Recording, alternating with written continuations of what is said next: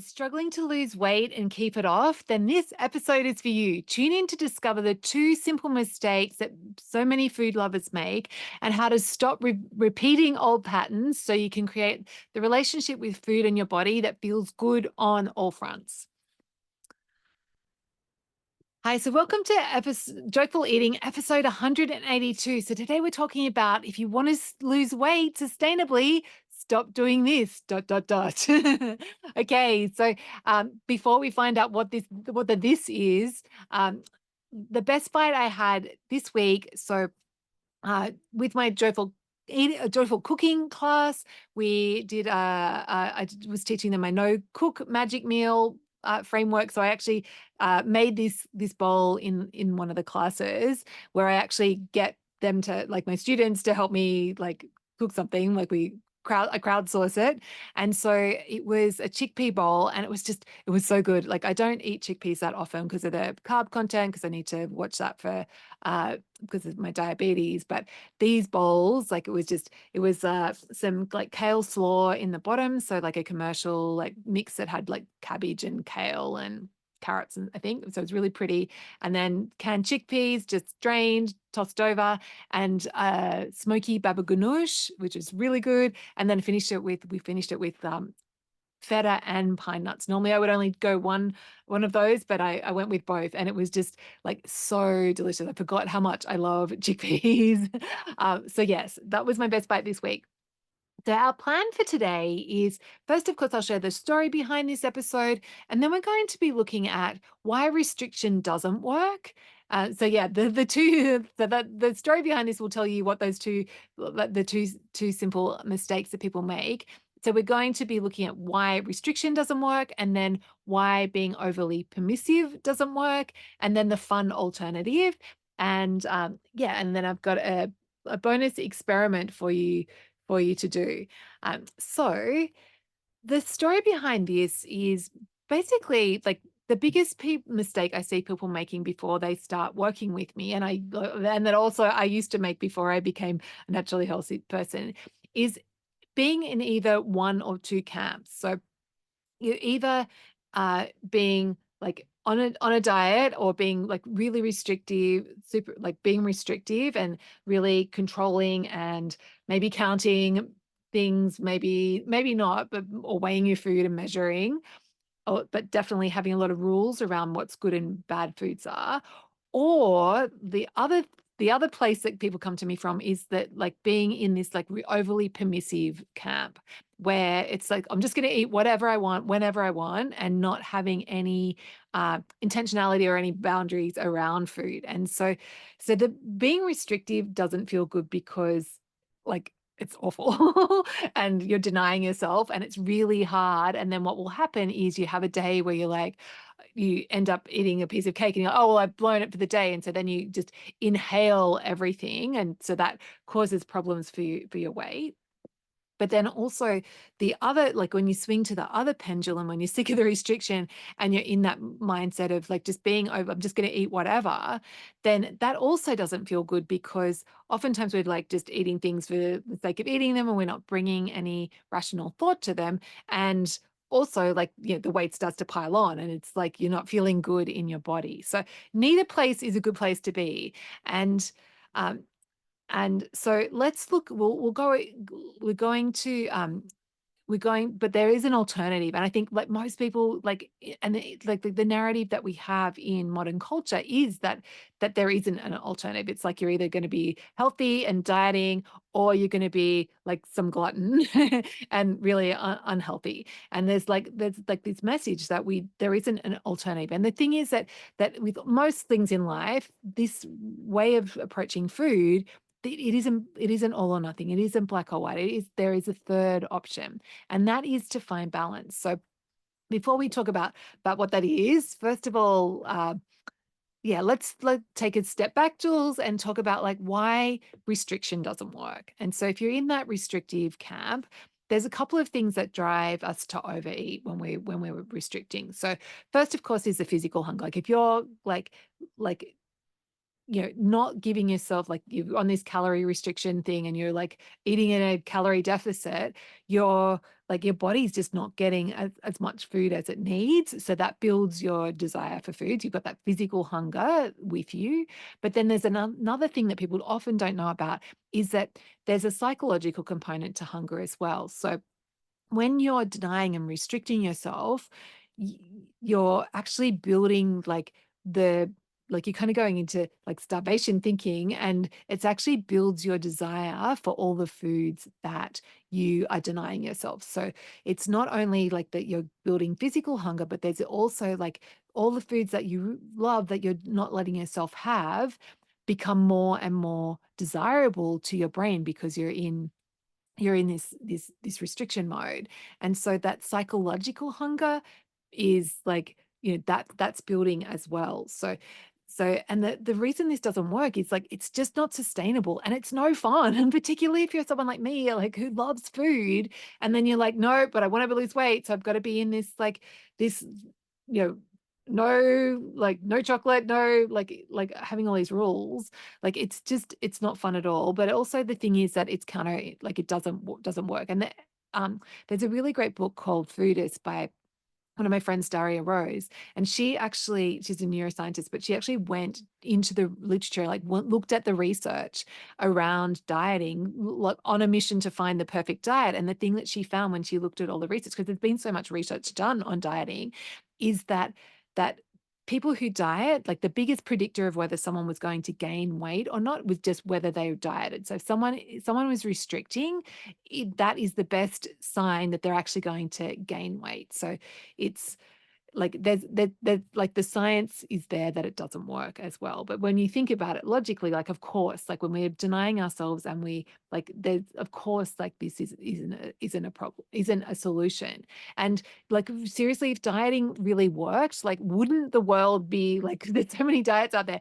Wouldn't one of them have worked by now? Like surely there's so many options. So no, it's actually like, so the thing is that diets don't work. Evidence shows, our experience shows, we're living in a like global obesity epidemic, and so this dieting, the restriction thing, isn't an option. Like that doesn't work. So we know that. And then why being overly permissive doesn't work is, so this is to do with like again psychology and how our brains work, but we have different parts of our brains, like, and so there's the more like primitive part of our brain that's called the amygdala, that, and it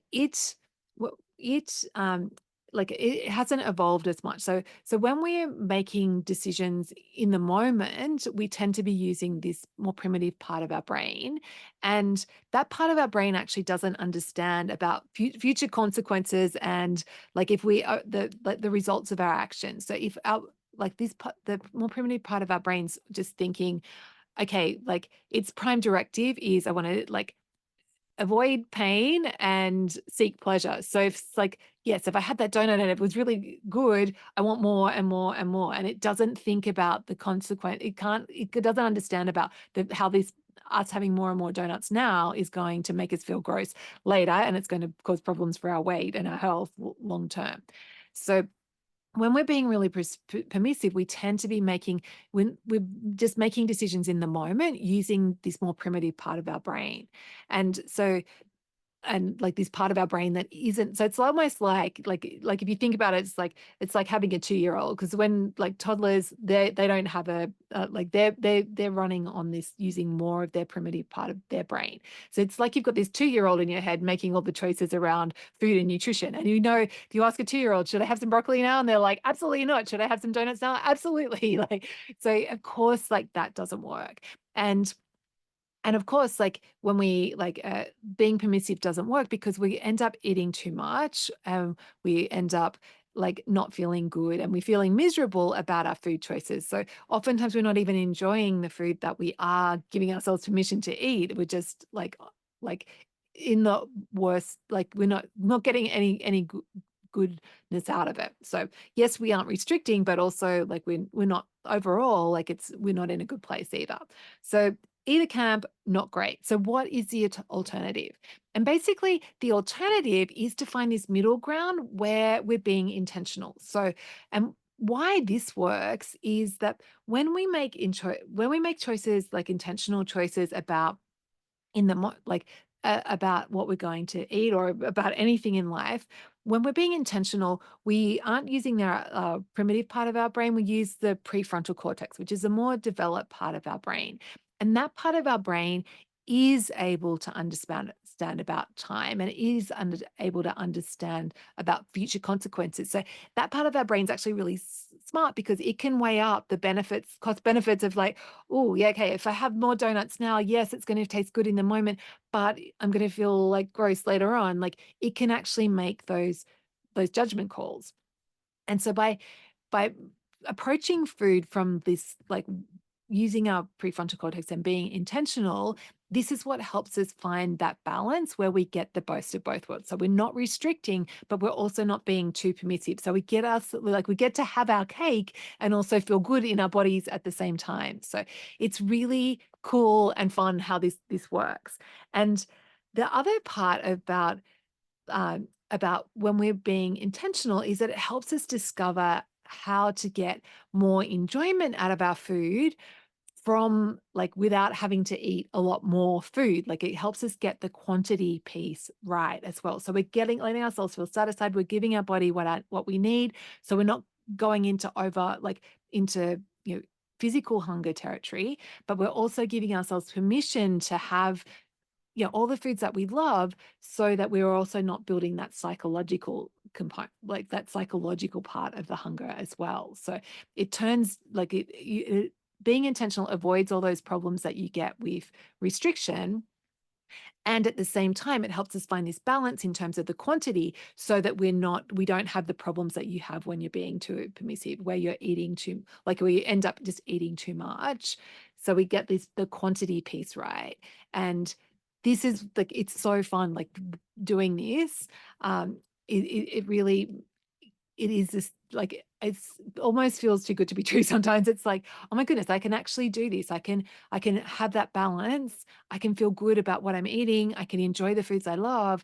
And I can also feel good. Like, the weight can take care of itself, and I can feel good about my choices as well. Like, it's really, really cool. Um, so that is the alternative. So that's the thing. It's like, if you are feeling like, your weight isn't where you want it to be, the thing to stop is a lot of people swing from one to the other. Like, sometimes they're restricting, but then they swing into overly permissive, and then they'll swing back to restricting, and they'll swing, and they're like doing this seesaw thing, this yo-yo thing. And so the alternative is actually to find towards this new path, find new habits where you learn, like, cultivate this habit of being intentional around your food choices. So yes, there is like some effort involved. It's not like you're just letting it be a free for all, but the effort is worth it, because you get to be in this sweet spot of enjoyment without, like, the downside. Um, so that is my secret. It's like really being this intentional person. And so how do we go about doing that? So basically, yeah, there are a lot of different ways we can approach being intentional, but one thing that I would recommend is just experimenting with, before you have any interaction with food, rather than just rushing into it, without giving it any rational, like any thought, is just putting in that pause of, like, before you go into a restaurant, just pausing for a second, checking with yourself and thinking, like, okay, how do I want this meal to go? Like, I'm just about to go and have my favorite Japanese. Like, how do I want to feel at the end of this? And just by asking yourself that question, like, how do I want this to go? It's a really great way to bring that intentionality into your choices in the moment. Or say you're about to go into the kitchen to cook dinner, like, just pausing and asking yourself, like, how do I want this to go? Do I want to be like snacking on everything and picking at everything, so that when I sit down to actually eat my meal with my family, I'm already, like, pretty full? Or do I want to, like, maybe have just crunch on a little bit of cabbage and whatever I'm chopping up, and then so that but not like snack too much, so that when I do sit down, I've still, like, got a nice amount of space and I get to enjoy my meal more. Like, it's a really helpful question. So how do I want this to go before you have any interactions with food? It just puts that pause in and helps you bring your rational brain on board, your intentional prefrontal cortex on board, and that is enough. I know it's one small thing, but it's enough to radically change how you're interacting with food and how you like where you get to with it. So yeah, my bonus experiment for you this week is just to actually plan something intentional. So maybe like think about something that you haven't had for a while. Maybe like, if you love uh brownies, like, and you've got a favorite bakery, or maybe you could cook your own brownies, or like if there's a favorite restaurant that you haven't been to for a while, actually give yourself the gift of planning that planning it into to have it intentionally. Or maybe you haven't had ice cream for a while, like you can go to your favorite ice cream place, actually planning it in. And then when you're there, sitting down and actually, or wherever you are, like actually sitting down and enjoying whatever it is intentionally, focusing on the food, enjoying it. And also, and just notice how good that feels to give yourself that gift of like, oh yeah, like I'm having ice cream now, and you just relish and experience how good being intentional feels. Okay. And before we wrap up, I have an invitation for you. So, if you'd like some help finding this balance between of being intentional, so you get to enjoy food and you get to eat less without feeling deprived or stoking that psychological hunger and physical hunger that causes you to to overeat, then I'd love you to join me in the Naturally Healthy Club. So, Naturally Healthy Club is my personalized 6-month coaching group which gives you my simple, doable process to help you change your relationship with food and your body. So you become one of those naturally healthy people who is able to make intentional choices, who finds this middle ground. And so you feel in control of what you're eating. And you also get the beauty of like feeling better in your body and your clothes. So the next group starts in September, and the last group sold out. And I'm actually running a free live class to give you a taste of what it's like to use my unconventional methods and actually what it's like to be coached and be this in like become an intentional food lover.